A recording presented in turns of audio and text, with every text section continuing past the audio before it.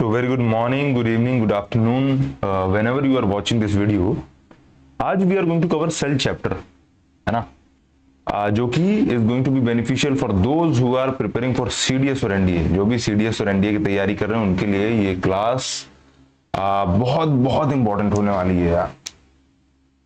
दूसरा चीज की do watch it for 2 to 3 minutes. हर बार मैं बोलता हूँ, पिछली वीडियो में भी मैंने बोला था कि do watch it 2 to 3 minutes, उसके बाद स्किप किया करो या उसके बाद डिसीजन लिया करो कि whether it is going to be benefit या फिर going to give you a benefit, या तो इस वीडियो से मुझे कुछ भी नहीं मिलने वाला है ना। 2 से 3 मिनट चांस देना है जो बता रहा है आपको। तीसरा चीज स्लाइड देख लेते हैं, इट इज वेरी इंपॉर्टेंट। देखो भाई स्लाइड है कैसी, ये देखो पूरा आई मेड इट, या मेरी टीम ने बनाया है, जिसमें हमने सिर्फ कोशिश किया है कि जो पूरा चैप्टर है वो कैसे कवर हो, विद क्वेश्चंस कवर किया जाए, है ना। अब वो तो बहुत इंपॉर्टेंट, वो तो बहुत नॉर्मल है। जो एक पहले तो हमने थ्योरी किया, उसके बाद क्वेश्चंस किया, ये बहुत नॉर्मल है। बट इसके लिए क्या चाहिए, there is a need of abundance of time. और मेरे भाई टाइम की ही यहाँ पे हमारे पास कमी है, टाइम ही तो नहीं है हमारे पास। तो हर एक दिन में हर एक चैप्टर कवर करना है। इसका मतलब ये बिल्कुल नहीं है कि जब भी मैं चैप्टर कवर करा रहा हूँगा तो कुछ चीजें हम छोड़ देंगे, ऐसा होने वाली नहीं है। Every minute details we are going to cover. But problem ये है कि इसमें साथ चाहिए, दोज हु आर लिसनिंग और दोज हु आर वॉचिंग, उनको भी अपनी तरफ से एफर्ट करना पड़ेगा, है ना। और यहाँ पे मेरा एफर्ट तो पूरा जा ही रहा है। सो ऐसे ही रहेगा विद क्वेश्चंस के साथ साथ हम पूरी थ्योरी भी करेंगे एंड कंप्लीट करने की कोशिश करेंगे एक वीडियो में एक chapter. So as soon as biology हम खत्म कर देंगे। हो सकता है कि जितने चैप्टर्स हैं कंप्लीटली उतनी ही हमें वीडियोज लगें बस, ठीक। तो ये रिवीजन के लिए is going to be very beneficial. Now let's start. बहुत ज्यादा बातें नहीं करते हैं यार, है ना। तो सेल के क्वेश्चंस हैं, और ये रहा पहला क्वेश्चन कि consider the following statement about cell theory. All cells are arise from pre-existing cell. The cell is the basic structure and functional unit of life. Cells can spontaneously generate from non-living matter. तो पहली बात, जो cell है, this is only can be generated from living matter. Non-living matter नहीं है, तो this one is wrong. And all cells arise from pre-existing cells. ये सही है। अब इसका जो कंसेप्ट है वो आता कहां से, कि there are certain people जो सेल की डिस्कवरी जिन्होंने की, है ना, तो उन्होंने क्या किया था, अपनी अपनी थ्योरी दी। कईयों ने बताया कि न्यूक्लियस आया, कईयों ने बताया साइटोप्लाज्म आया, कईयों ने बताया कि सेल प्री एग्जिस्टिंग सेल से एग्जिस्ट करता है। तो वो कुछ लोग थे, तो जैसे Robert Hooke, very important these things are. Robert Hooke ने बताया, Robert Hooke, then Virchow, Schleiden and Schwann आए थे। स्क्लेडन एंड थोड़ी मैं फास्ट रहूंगा इसमें, you can take it as a revision purpose, या if you are reading it या फिर if you are studying it for the first time तो भी ये सही होने वाला है। And Robert Hooke's, Virchow, Schleiden, Schwann, और एक हाँ चलिए, तो इतना तो बहुत है। वर्चो ये कहते हैं कि ये इन्होंने ही कहा था जो सेल्स है वो एग्जिस्ट करते हैं पहले से ही, प्री एग्जिस्टिंग सेल से बनते हैं। इन्होंने कहा प्री एग्जिस्टिंग सेल से दे फॉर्म। स्क्लेडन एंड स्कीवान ने सेल थ्योरी दी थी, एंड रॉबर्ट हुक ने बताया था कि ये सेल्स एग्जिस्ट करते हैं। इन्होंने, रॉबर्ट हुक ने बताया था, या डिस्कवरी इन्होंने फर्स्ट टाइम किसने करी थी, रॉबर्ट हुक ने करी थी। और बहुत सारे भी हैं, रॉबर्ट ब्राउन है जिन्होंने न्यूक्लियस बताया था, and on. So these are about cell theory. Cell theory के कुछ ऐसे लोग जिन्होंने डिस्कवरी में हेल्प करी थी। तो यहाँ पे इस क्वेश्चन में 1 and 2 is correct, 3 is not correct. तो अगर मैं ऑप्शन से इसको एलिमिनेट करने की कोशिश करूं तो जो 3 है, अगर इट इज इनकरेक्ट तो हमारे 3 ऑप्शन अपने आप ही कट जाते हैं। Next one is which organelles have their own DNA. खुद का डीएनए किसके पास रहता है। सबसे पहली बात तो ऑर्गेनिल्स होते क्या है, जैसे हमने सेल को देखा, बहुत बहुत बहुत इंपॉर्टेंट अब आ रहा है। वो तो पहला तो चलो it's like a trial ball, now this is going to be a complete picture. Organelles होते क्या है? जैसे सेल हमारे पास एग्जिस्ट करता है, तो सेल के अंदर जो भी पार्टिकल्स हैं उसे बेसिकली हम क्या कहते हैं? ऑर्गेनील्स कहते हैं। तो अब मुझे ऐसा लगता है कि यहाँ पूरा सेल मुझे खत्म कर देना चाहिए, है ना। अब फिर हम कंप्लीटली आगे बढ़ेंगे। Firstly I have to complete this cell. Cell है, सेल के बाहर एक लेयर रहती है जिसको हम क्या कहते हैं? Cell wall. जैसे हमारे घर के बाहर एक गेट बना रहता है जो कि प्रोटेक्ट करता है, वैसे ही सेल वॉल है जो प्रोटेक्ट करती है सेल को। अच्छा, सेल को कई ऐसे, जैसे प्लांट्स में तो सेल वॉल है लेकिन एनिमल्स में सेल वॉल नहीं है। देखो सेल वॉल, सेल वॉल क्या करती है? हेल्पर। जब हमने मानो ऐसा कि तुम सेल देखने के लिए गए, सबसे पहली लेयर तुम्हें मिली एनिमल सेल में। सेल वॉल कहां दिखती है? या तो प्लांट्स में होगा या तो एनिमल्स में। नहीं, बिल्कुल नहीं, एनिमल्स में मेरे भाई सेल वॉल नहीं होती है। तो एनिमल में क्या होता है? एनिमल में सिर्फ सेल मेम्ब्रेन होता है। और सेल मेम्ब्रेन बना किससे होता है? प्रोटीन्स और लिपिड से। अरे प्रोटीन और लिपिड, अब ये क्या है? बताते हैं प्रोटीन एंड लिपिड से बना होता है। ये जो सेल वॉल है मेरे भाई, ये इसको या तो प्लांट से बनेगा या फंगाई से। प्लांट्स में हमें देखने को मिलता है या फंगाई में देखने को मिलता है या बैक्टीरिया में देखने को मिलता है। ये तीन चीजों में हमें सेल वॉल देखने को मिलता है। कहां कहां? प्लांट्स में, फंगाई में या बैक्टीरिया में। एनिमल सेल में सेल वॉल नहीं होता है। प्लांट, अच्छा किसका बना रहता है ये भी बता दूंगा, अभी बता दूंगा। पहले उससे पहले जान लो कि ऑर्गेनील्स और क्या क्या है।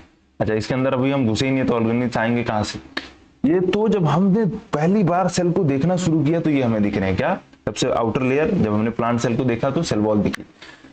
जब हमने एनिमल सेल को देखा तो सेल वॉल नहीं थी। मैंने कहा ये क्या बात हुई भाई। तीसरा, अंदर गए तो जब सेल वॉल नहीं थी एनिमल सेल में तो क्या था? लेकिन फिर भी एक कवरिंग दिख रही थी। वो क्या है? सेल मेम्ब्रेन है जो कि प्रोटीन और लिपिड से बनी है। और ये सेम सेल मेम्ब्रेन हमें देखने को कहां मिल जाती है?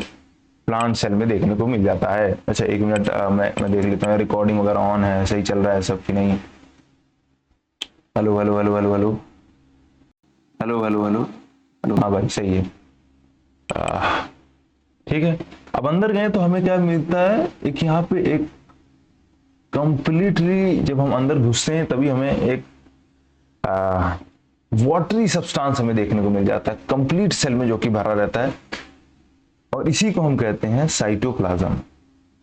मतलब पानी पानी हमें देखने को मिलता है। अंदर जाते ही तुम्हें पानी पानी ऐसा लगा जैसे तुम तैरने लग गए हो, है ना। तो ये क्या है? साइटोप्लाज्म। जब हमने बीच में देखा तो बीच में हमें क्या दिख रहा था? न्यूक्लियस दिख रहा था। बीच में हमें क्या दिख रहा था? न्यूक्लियस। और न्यूक्लियस ही साइटोप्लाज्म को मिला के क्या बनता है? प्रोटोप्लाज्म बनता है। क्या? प्रोटोप्लाज्म। न्यूक्लियस कहता है कि न्यूक्लियस मेरे पास डीएनए और राइबोसोम मेरा खुद का है। डीएनए और राइबोसोम। अब यहाँ ये क्या होता है भाई? राइबोसोम। राइबोसोम क्या है? तो ऐसा है कि मैंने इसे कहता है कि मेरे पास न्यूक्लियस हूं मैं, मेरे पास डीएनए और राइबोसोम खुद का है। डीएनए तो हमें फिर भी मालूम चलता है कि खून, डीऑक्सीराइबोन्यूक्लिक एसिड। बट ये राइबोसोम क्या है? अच्छा, मैंने पूछा फिर न्यूक्लियस तुम्हारा काम क्या है? कहता है कि मैं जेनेटिक इंफॉर्मेशन कैरी करता हूं। क्या कैरी करता हूं? Genetic information. अब जेनेटिक इंफॉर्मेशन कैरी करता हूं तो मेरे पास क्रोमोसोम है।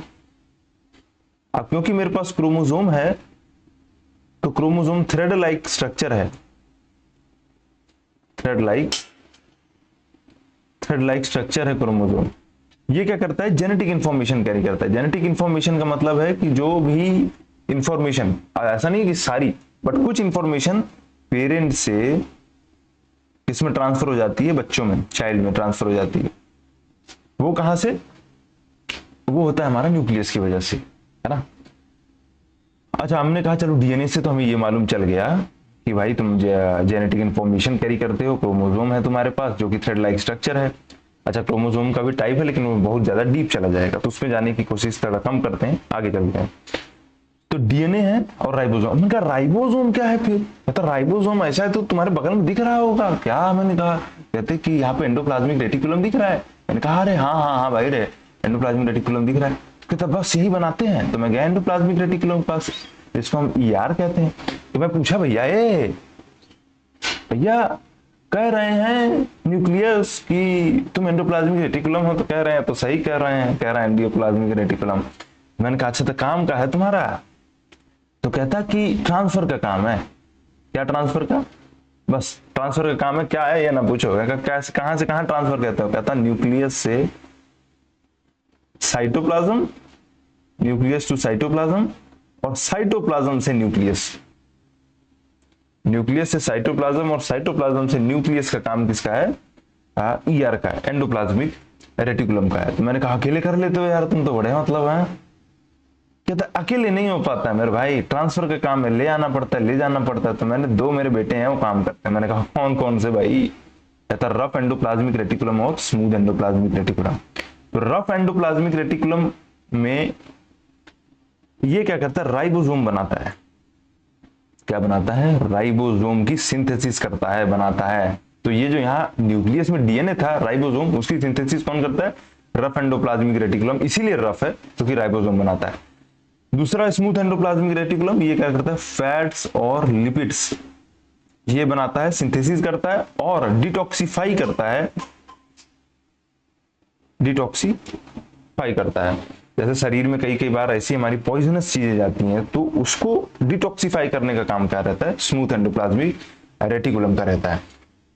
अब बहुत इंपॉर्टेंट बात यह कि जो हमारा सेल मेम्ब्रेन था, ये देखो सेल मेम्ब्रेन कनेक्ट किया करो चीजें। एंडोप्लाज्मिक रेटिकुलम ने राइबोसोम और फैट और लिपिड्स बनाया।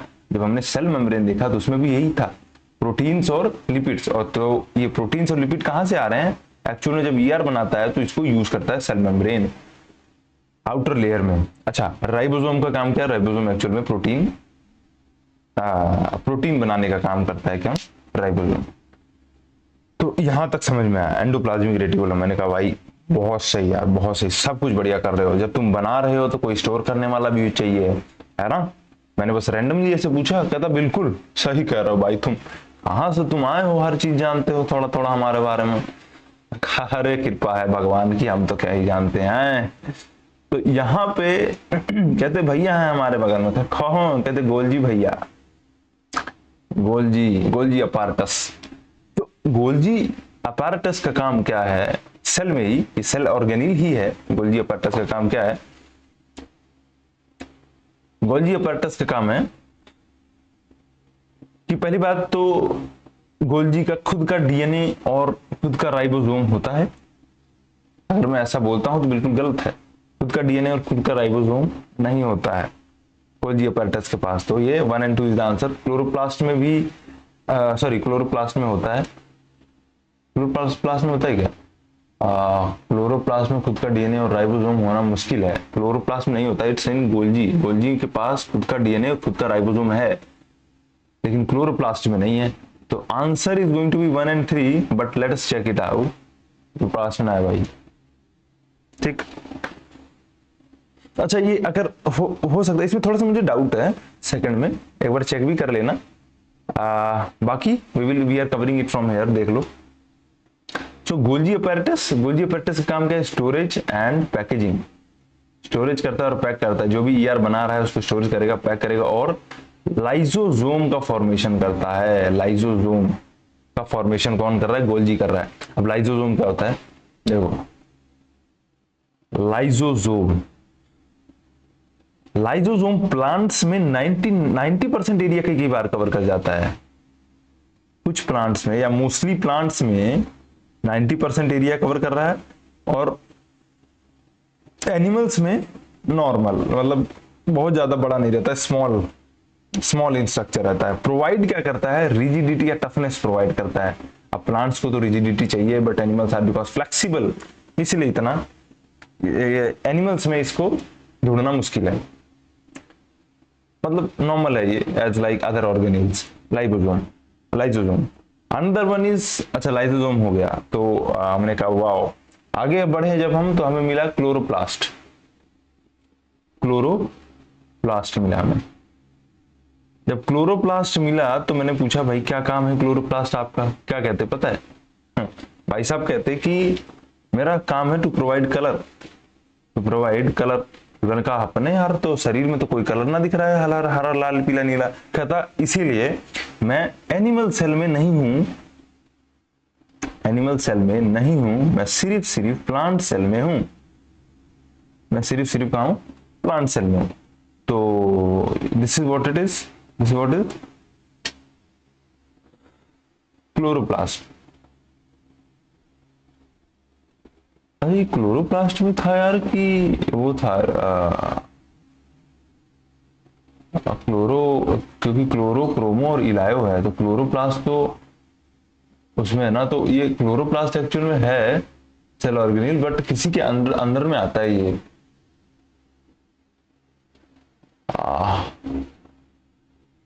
क्या था यार, एक मिनट मैं नीचे स्क्रॉल करता हूं, कई बार अटक जाते हैं अपन यार। इसीलिए एक वो होना जरूरी है कि अगर मेरे पास टॉपिक्स अगर गिवन हो तो सही रहता है ना। नहीं तो लाइसोसोम, माइटोकॉन्ड्रिया है, क्रोमोसोम ठीक है, प्रोटीन सिंथेसिस, काफी तेजी से हम लोग आगे बढ़ रहे थे ना। वैक्यूल्स, हाँ वैक्यूल्स तो, अरे वैक्यूल्स तो है ही यार, वैक्यूल्स तो न्यूट्रिएंट वर्ल्ड, ये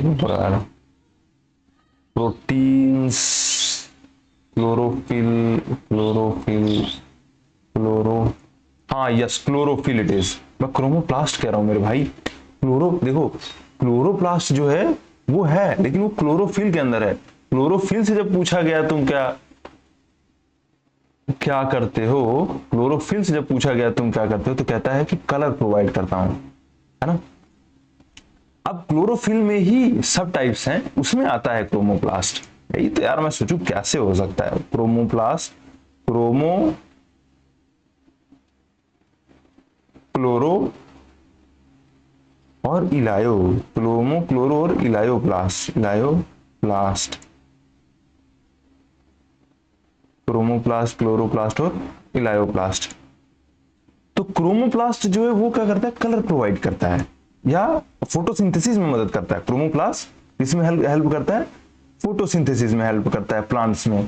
क्लोरोप्लास्ट कलर प्रोवाइड करता है, किसे कलर, फ्रूट्स को कलर प्रोवाइड करता है। देखोगे येलो, ऑरेंज, ग्रीन, है ना, ऑरेंज ग्रीन, ये सब कौन है प्रोवाइड करता है, क्लोरोप्लास्ट प्रोवाइड करता है। तो इलायोप्लास्ट क्या करता है, elaioplast is for the storage purpose, storage purpose. इसमें इलायोप्लास्ट में एल्यूरो, जा निकलो यहां से, बाहर जाओ, एल्यूरोप्लास्ट, इलायोप्लास्ट और एमाइलोप्लास्ट, एमाइलो, एल्यूरो एंड इलायो, एमाइलो, इलायो एंड एल्यूरो, एल्यूरो एमाइलेज। अच्छा इसमें थोड़ा सा मुझे प्रॉब्लम है कि प्रोटीन्स किसमें, तो खैर इलायोप्लास्ट किसको स्टोर करता है, फैट और लिपिड को स्टोर करने वाला काम क्या करता है, इलायो करता है। एल्यूरो, एल्यूरो और एल्यूरो, इलायो, एमाइलो, okay. एमाइलो is for protein, protein का स्टोरेज ये करता है, प्रोटीन का। एल्यूरो करता है स्टार्च, स्टार्च का स्टोरेज। तो ये आ जाता है हमारा क्लोरोफिल में, क्लोरोफिल आता है। अच्छा अब लास्ट में एक दो और ऑर्गेनेल बचा है, और बाकी अगर बचता है तो हम उसको कवर कर लेंगे। जब हम और आगे बढ़ते तो हमें दिखता है माइटोकॉन्ड्रिया। माइटोकॉन्ड्रिया से पूछा गया माइटोकॉन्ड्रिया क्या काम है, कहता है कि मैं पावर हाउस ऑफ सेल हूं, पावर हाउस हूं सेल का, पावर हाउस ऑफ सेल। और क्या करता हूं, एटीपी जनरेट करता हूं, एडेनोसिन थाइफॉस्फेट, एटीपी जनरेशन का काम मेरा है, यानी पावर प्रोवाइड करना पूरे सेल का। और मेरे पास खुद का डीएनए और खुद का राइबोसोम है, जैसे गोल्गी अपैरेटस के पास है, ठीक। तो this is mitochondria and Golgi apparatus 1 और 3, और मोस्टली हमने सेल ऑर्गेनिल्स कवर कर लिया, जो भी बाकी बचा होगा वो हम कवर आगे करेंगे। Bacteria have cell wall made of cellulose, mesosomes in bacteria are analogous to mitochondria, mesosomes in bacteria are analogous to mitochondria, peptidoglycan is a major component of bacterial cell. तो सेल वॉल की बात कर लेते हैं यहाँ पे पहले तो। ये लो सेल वॉल, मैंने कहा था कि सेल वॉल हम करेंगे। अच्छा ऊपर ही करने, क्या जगह है क्या, प्लांट, फंगाई, बैक्टीरिया, बिल्कुल जगह है भाई मेरे, इधर ही करते हैं। तो प्लांट्स जो है, प्लांट्स के पास क्या है, सेलुलोज, सॉरी जो बैक्टीरिया सेल वॉल जो है किसके हिस्से बनी हुई है, तो प्लांट्स में सेलुलोज से, पेक्टिन्स और प्रोटीन, ये 3 चीज से। फंगाई में अपना चितिन से बनी हुई है, चितिन, फंगाई में चितिन से बनी है। एंड बैक्टीरिया में अच्छा एल्गी रह गया हमारा ना, अभी एल्गी कर लेते हैं। बैक्टीरिया में पेप्टिडोग्लाइकन की रहती है, peptidoglycan. And last algae, algae में रहता है हमारा सेलुलोज, सेलुलोज, सेलुलोज का रहता है एल्गी में। वैसे मेनाटोनिन और गैलेक्टेंट्स भी रहता है, बट उतना ही याद रखो, ज्यादा बेटर है। तो bacteria cell wall was made up of cellulose, बिल्कुल गलत है, बिल्कुल गलत है, बिल्कुल गलत है मेरे भाई। सेलुलोज से नहीं, किसकी है, पेप्टिडोग्लाइकन की है। बैक्टीरिया की सेल वॉल किसकी है, पेप्टिडोग्लाइकन की। सेलुलोज की तो प्लांट्स और एल्गी, उसमें किसमें, प्लांट्स और एल्गी में सेलुलोज की सेल वो है, सेल वॉल है। मेसोसोम्स इन बैक्टीरिया, आप देखो यार बहुत सिंपल है, जहां पे 1 नहीं है बस उसको तुम्हें करेक्ट करना है। तो it is all about options, इसीलिए मुझे ऐसा लगता है कि अब तो और इजी कर दिया है एग्जाम्स को बनाने वाली बॉडी ने, है ना, बहुत इजी कर दिया है कि बस आओ ले जाओ नंबर, ऐसा करके कुछ 1 और 2 देखो, जहां जहां 1 है उसको काट दो, 2 और 3 इज करेक्ट। तो mesosomes in bacteria analogous to mitochondria सही है। पेप्टिडोग्लाइकन से क्या बना रहता है, बैक्टीरियल सेल वॉल। 1 मिनट भाई, ये थोड़ा सा मैं चार्जर लगवा दूं। खुशबू, खुशबू, खुशबू इधर आना थोड़ा प्लीज, अरे थोड़ा आना प्लीज जल्दी, मुझे ही करना पड़ेगा शायद यार, बंद करके करते हैं। So let us continue again, आप एक बार देख लेता हूं यार। हेलो हेलो हेलो, हाँ सो वॉइस इज क्लियर। अभी कहां पे थे हम लोग, हाँ regarding cell membrane. Cell membrane is selectively permeable membrane, जो हमने पहले बार देखा था ना, जो किसमें थी, प्लांट्स में तो थी और एनिमल्स में भी जो थी वो क्या है हमारी, cell membrane. Cell membrane is a selectively permeable membrane, बिल्कुल सही है। It is compose of phospholipid bilayer with embedded protein, बिल्कुल बिल्कुल, फॉस्फोलिपिड लिपिड की बाइलेयर है, लिपिड्स और प्रोटीन्स, मैंने कहा था इन 2 चीजों से बनेगी। बेसिकली इट्स अ फॉस्फोलिपिड और प्रोटीन, इन दोनों से मिलकर बना है तो सेल मेम्ब्रेन। तीसरा, cell membrane is rigid and prevent the cell from changing shape. ऐसा कुछ भी नहीं है, ऐसा कुछ भी नहीं है, सेल का कोई एक डेफिनेट शेप नहीं है, तो दिस वन इज रॉन्ग। अगर थर्ड रॉन्ग है तो ये तीनों ऑप्शन जाते हैं, 1 और 2 is correct. Fourth, fifth is unicellular organism perform. मुझे लगता है कि मुझे कुछ समय देना चाहिए आप लोगों को भी पढ़ने का ना, बट यार इतना टाइम है नहीं कि मैं तुम्हें भी समय दूं, तो बस करते जाते हैं। Unicellular organism perform all life function with 1 cell, बिल्कुल सही बात है। Multicellular organisms have specialised cells, बिल्कुल सही बात है। Amoeba and paramecium are example of multicellular, नहीं मेरे भाई, it is the example of unicellular. तो यूनिसेल्युलर मल्टीसेल्युलर के बारे में जानते हैं, unicellular and multicellular, multicellular organism.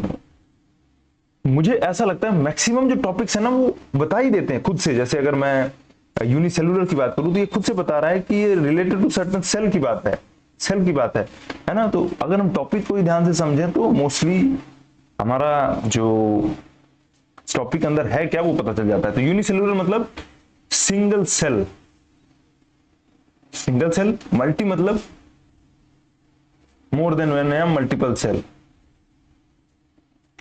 तो single cell when perform the complete, sorry यार क्या कह रहा था मैं, ये देखो बिल्ली आ गई बगल में इसीलिए ध्यान भटक गया। तो single cell will perform all the action, performs all action. हमारे शरीर में जैसे ह्यूमन बॉडी में क्या है कि जब हम देखते हैं तो एनालाइज करते हैं तो क्या आता है, मल्टीपल सेल्स है, मल्टी सेलुलर ऑर्गेनिज्म है ह्यूमन बॉडी। क्यों, हर एक सेल का अपना अपना काम है। बट कुछ ऐसी भी हमारे पास ऑर्गेनिज्म प्रेजेंट हैं जिसमें जो एक सेल से सारे काम करती हैं, परफॉर्म्स एक्शन ये देखो single cell perform action and यहाँ पे मल्टीपल सेल परफॉर्म्स एक्शन। अच्छा, ये अपने आप को डिवाइड कर लेते हैं, मल्टी सेलुलर ऑर्गेनिज्म, हर एक सेल का अपना अपना एक टास्क डिसाइड कर दिया जाता है, बट यूनिसेलुलर में ऐसा नहीं है। अच्छा, इसके एग्जांपल देख लेते हैं, amoeba, paramecium, amoeba, paramecium and etcetera etcetera unicellular है, और मल्टी सेलुलर में तुम्हारा आ गया ये भाई humans, animals and etcetera etcetera आ गया multi cellular organism. 6th one is diffusion and osmosis, बहुत बहुत important option. Diffusion involve movement of solute molecules from high to low concentration, बिल्कुल सही है। Osmosis the movement of solvent from low to high solute concentration. अगर मैं solvent में देखूं तो ये भी सही है। Osmosis and diffusion both require energy, ATP, दोनों देखो ऐसा है कि नहीं रिक्वायर करते हैं।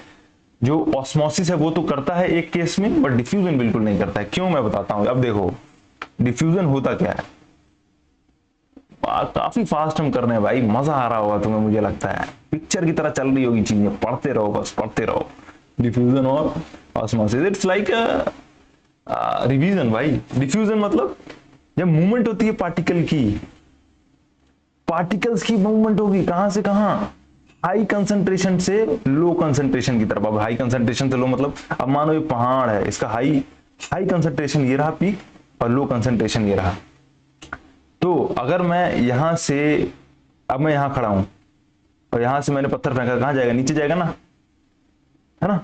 सेम ये तो हो गया गैसेस में, ये गैसेस में होता है। बट अगर यही चीज वाटर में होने लग जाए, movement of particle from high concentration से लो कंसंट्रेशन, वो क्या होता है, हमारा ऑस्मोसिस होता है। बट ऑस्मोसिस में दो हो जाता है, एक तो हाई कंसंट्रेशन से low concentration which is active, sorry passive movement होती है, और एक मूवमेंट होती है एक्टिव। दो मूवमेंट है, एक पैसिव है और एक एक्टिव है। पैसिव में से तो हाई कंसंट्रेशन से लो कंसंट्रेशन की ओर पार्टिकल मूव करेगा, यानी अगर वाटर है और हाई कंसंट्रेशन है या लो कंसंट्रेशन है। कंसंट्रेशन का मतलब है कि अमाउंट ले लो, मैंने मानो यहां पानी ज्यादा है, यहां पानी कम है, तो यहां से यहां मूवमेंट होगी, देख रहे हो मूवमेंट यहां से यहां हो रही, यहां से यहां से यहां। तो ये क्या है, पैसिव है। पैसिव मतलब कि उसको एनर्जी लगाने की जरूरत ही नहीं पड़ रही है, अपने आप मूव हो रहा है। जैसे अगरबत्ती, डिफ्यूजन की मैं एग्जांपल लूं तो अगरबत्ती ले लो, अगरबत्ती मानो ये अगरबत्ती है, तुमने जला दिया। अब क्या होता है कि इन्वायरमेंट में इसका पार्टिकल नहीं है, तो यहां से उड़ के इन्वायरमेंट में जा रहा होता है ना, है ना।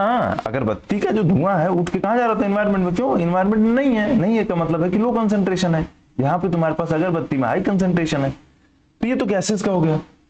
ऑस्मोसिस में यही सेम चीज, जहां हाई कंसंट्रेशन से अगर लो कंसंट्रेशन जाता है उसमें एनर्जी नहीं लगने वाली है। डिफ्यूजन में भी एनर्जी नहीं लग रही है, क्यों, क्योंकि अपने आप ही मूवमेंट हो जा रहा है। लेकिन एक एक्सेप्शन आता है ऑस्मोसिस में, जिसमें एक्टिव मूवमेंट होती है। एक्टिव मूवमेंट जिसमें, जैसे आरओ का वाटर हमने यूज किया है, reverse osmosis, RO water use किया है, उसमें क्या करवाना पड़ता है, कहां से कहां, लो कंसंट्रेशन से हाई कंसंट्रेशन की ओर, लो कंसंट्रेशन से हाई कंसंट्रेशन की ओर जब करवाते हैं तब वहां पे एनर्जी यूज होती है। ये ऑस्मोसिस हो गया मेरे भाई, ठीक है। आगे तो करेक्ट क्या है, 1 and 2 is correct, 3 is not correct, ठीक। Next one is which organelles are part of endo membrane system. ये मेरे भैया एंडो मेम्ब्रेन सिस्टम का जो पार्ट है, गोल्जी है, माइटोकॉन्ड्रिया है, इसको हम बाद में करेंगे। एंडो मेम्ब्रेन सिस्टम थोड़ा सा मतलब ये टॉपिक जो है अजीब सा, मैं बताऊंगा एंडो मेम्ब्रेन क्या होता है, या इसको होमवर्क कर लो यार, खुद से करके भी आओ, कुछ मैं ही सारा बताऊंगा क्या। एक्चुअली इसमें एक चीज मैंने पढ़ाई नहीं है, इसीलिए मैं बता नहीं रहा हूं इसको। Features of prokaryotic cell. अब आते हैं भैया प्रोकैरियोटिक एंड यूकैरियोटिक में। सारी चीजें मैं कह रहा हूं ना, हर एक चीज इस चैप्टर में जो है वो कवर करेंगे विद क्वेश्चंस। तो प्रोकैरियोटिक यूकैरियोटिक करते हैं, फिर ये क्वेश्चन लगा लेना, ठीक है। प्रोकैरियोटिक और यूकैरियोटिक। तो जब सेल को हम डिवाइड कर रहे थे तो हमने सेल को डिवाइड किया on the basis of nucleus. किसके ऊपर डिवाइड किया, जब cell division on the basis of nucleus हो जाए तब हमारा दो चीजें निकल के आती हैं, which is prokaryotic and eukaryotic. जो प्रोकैरियोटिक है, अब क्योंकि ये इमेच्योर है और यूकैरियोटिक इज मैच्योर। तो अगर इमेच्योर है और on the basis of nucleus हमने डिवाइड किया है तो यहां पे न्यूक्लियस नहीं होगा, यहां पे न्यूक्लियस यूकैरियोटिक में होगा। यहां पे न्यूक्लियस नहीं तो क्या है, यहां न्यूक्लियोइड है, ठीक है, यहां न्यूक्लियस नहीं तो क्या है, न्यूक्लियोइड है, यहां न्यूक्लियस है और ये मैच्योर है। न्यूक्लियस न्यूक्लियोइड है, अगर न्यूक्लियस नहीं है तो क्या होगा, स्मॉल होगा, सिंगल सेट ऑफ क्रोमोसोम होगा, सिंगल सेट ही क्रोमोसोम का है। यहां पे बिगर है, यूकैरियोटिक क्या है, बिगर है, मतलब size is larger and more than one set of chromosome, ऐसा लिखो, मोर than one set of chromosome, किसमें पाया जाता है, प्लांट्स, एनिमल्स, एल्गी। अब क्योंकि ये प्रोकैरियोटिक है तो इसका एग्जांपल्स रहेगा bacteria, PPLO, mycoplasma, these are the example of prokaryotic cell. अब इसमें देख लेते हैं, लैक मेम्ब्रेन बाउंड न्यूक्लियस, बिल्कुल प्रोकैरियोटिक मेम्ब्रेन बाउंड न्यूक्लियस को लैक करता है। वो मल्टीपल लीनियर क्रोमोसोम नहीं, देखो मल्टीपल नहीं है, क्या है, सिंगल सेट ऑफ क्रोमोसोम है। दो DNA is naked and circular. अब देखो यार, अगर मान लो तुम्हें तीसरा नहीं भी आ रहा है तो बहुत इजी हो गया है, because we have an option जिसमें सेकंड इज रॉन्ग, तो जहां सेकंड रॉन्ग है तो तीसरा ये 1 and 3 इज एन ऑप्शन, तो DNA is naked and circular is correct. About ribosome, अच्छा राइबोसोम के बारे में हमने शायद किया नहीं है ना, तो यहाँ पे देख लेते हैं एक बार राइबोसोम के बारे में, then we will cover it here, क्योंकि कुछ सेल ऑर्गेनेल्स रह जा रहे हैं उसमें, सब थोड़ा करा पाना मुश्किल हो जाता है एक साथ ही। राइबोसोम जो होता है सेल में प्रेजेंट होता है, वो क्या करता है, प्रोटीन्स मैन्युफैक्चर करता है या प्रोटीन्स को सिंथेसिस करता है, बनाता है। कौन है, राइबोसोम।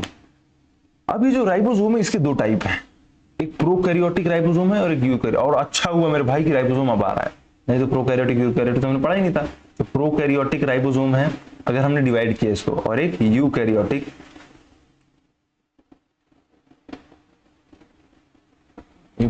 राइबोसोम है ना। जो प्रोकैरियोटिक राइबोसोम है उसके पास क्या है, 70s यूनिट है और इसके पास है 80s। ये सब ये श्वेर्ट्ज़बर्ग यूनिट इसको कहते हैं, बेसिकली इट इज डिवाइडेड, और ये 70s यूनिट का है और 80s यूनिट का यूकैरियोटिक है।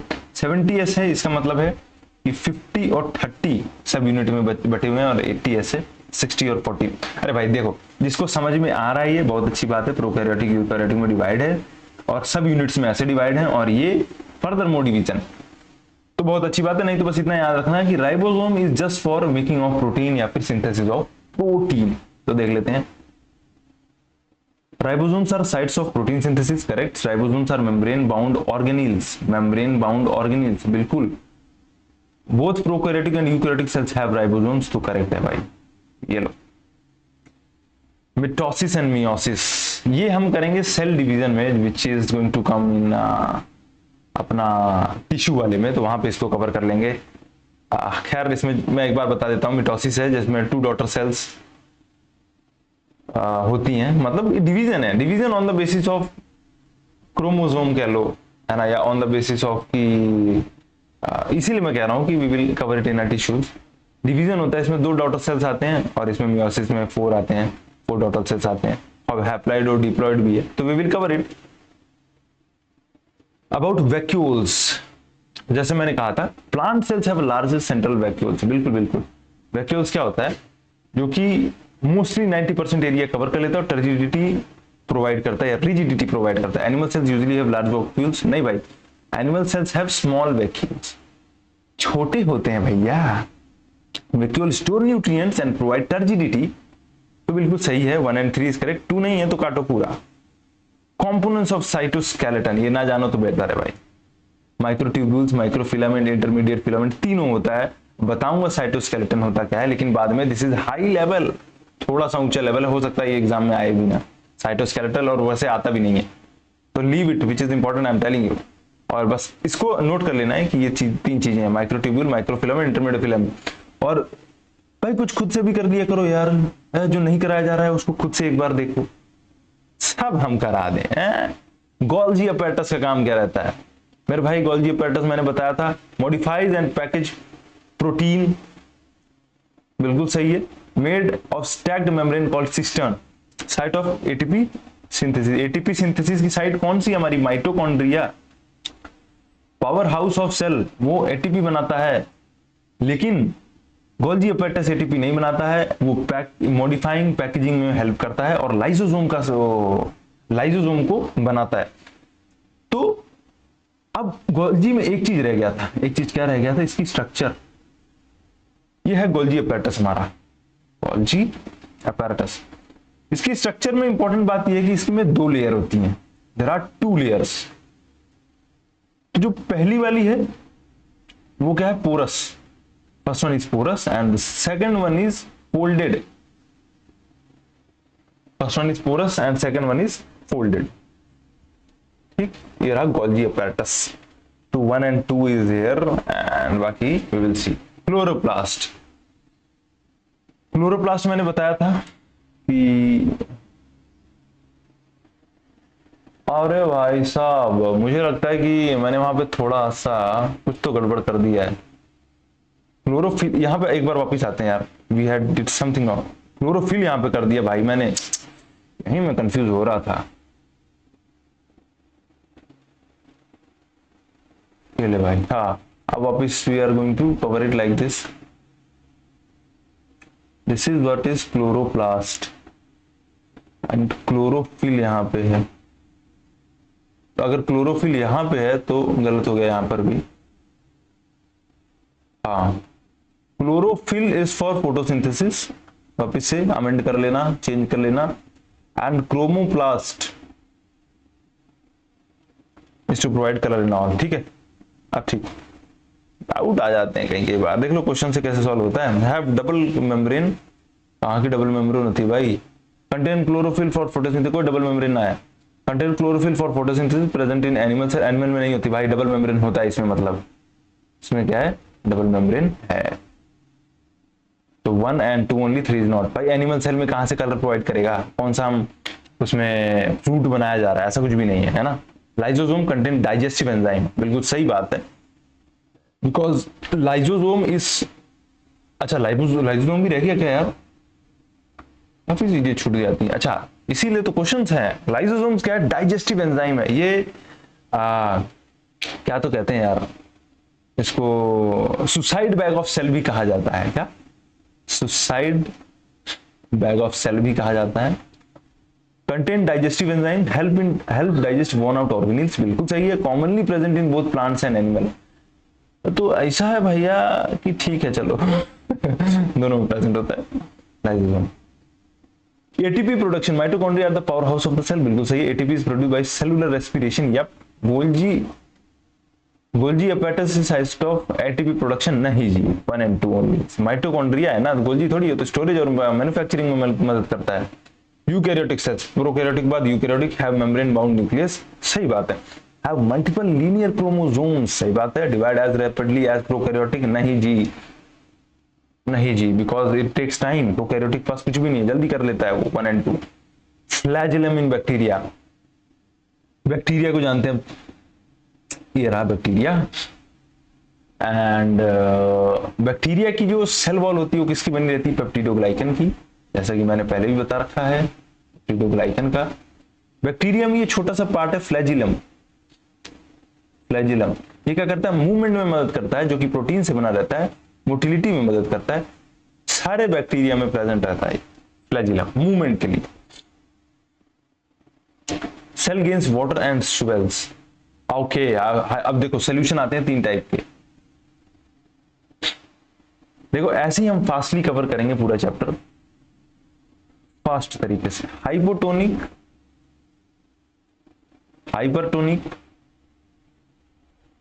And isotonic. एक बार बताऊंगा, इजीली दिमाग में घुस जाएगा अगर ध्यान से सुन रहे हो तो, नहीं तो भैया नहीं हो पाएगा। हाइपोटोनिक, जब मूवमेंट लिक्विड की हाई कंसंट्रेशन से लो कंसंट्रेशन की तरफ हो, इसमें भी मूवमेंट होती है हाई कंसंट्रेशन से लो कंसंट्रेशन की तरफ, बट आइसोटोनिक में कोई मूवमेंट नहीं होती। अब ऐसा क्या है जो इन दोनों में हो रहा है, इसमें नहीं हो रहा है, ये अलग कैसे हैं? तो हाई कंसंट्रेशन की, मैंने मान लो मैंने क्या लिया, किशमिश लिया, किशमिश था सूखा, मैंने उसको पानी में डाल दिया। हाई कंसंट्रेशन किसका है? पानी का है। किशमिश का हाई कंसंट्रेशन नहीं है, इसका लो कंसंट्रेशन है। तो जब मूवमेंट हुई तो क्या हो गया, ये मानो ये सेल ही था जो स्वेल हो गया। सेल क्या हो गया? स्वेल हो गया। सेल क्या हो गया? स्वेल हो गया। क्यों? क्योंकि मूवमेंट हुई हाई कंसंट्रेशन से लो कंसंट्रेशन, सेल हो गया स्वेल। उसी को कहते हैं हाइपोटोनिक सॉल्यूशन। हाइपरटोनिक में ये सेल पहले से ही स्वेल्ड था, हमने इसको रख दिया ऐसे पानी में जिसमें पहले से सॉल्ट था, यानी पानी कम है उसमें सॉल्ट ज्यादा है, तो कंसंट्रेशन इस बार हमारा सॉल्यूशन का कम है और इस बार ये रेसिन से या फिर किशमिश का ज्यादा है। तो हाई कंसंट्रेशन से लो कंसंट्रेशन की तरफ होगी और सेल को आ जाएगा शिशु, शिशु क्या कहते हैं यार उसे, सेल श्रिंक कर जाएगा। हाँ, सेल क्या जाएगा? श्रिंक कर जाएगा। ठीक है, तो सेल यहाँ पे श्रिंक कर रहा है।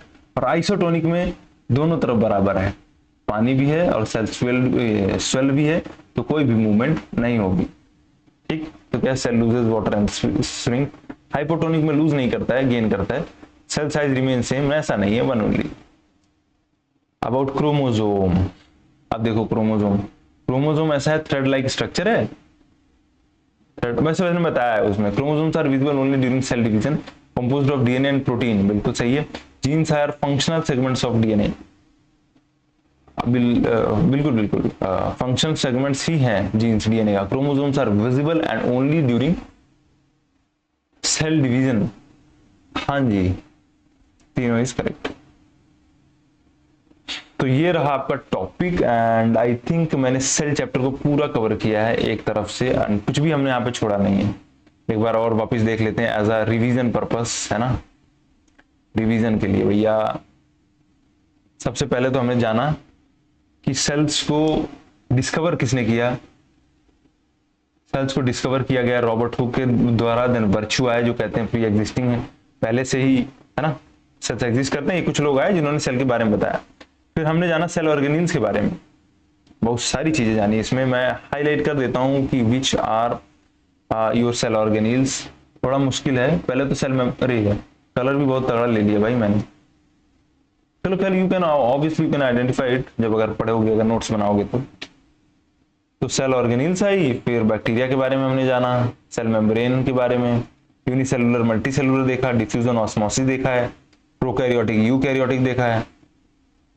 तो बाकी है ना, prokaryotic eukaryotic, and then last में ऑस्मोसिस एंड सॉल्यूशन देखे, कितने टाइप के सॉल्यूशन होते एंड तो this was your chapter and thank you so much for listening. Chapter अगर मजा आया हो, रिवाइज हुआ हो तो वेल एंड गुड, नहीं हुआ तो बहुत सारे प्लेटफॉर्म है भाई, कहीं भी जा सकते हो। Thank you so much for listening.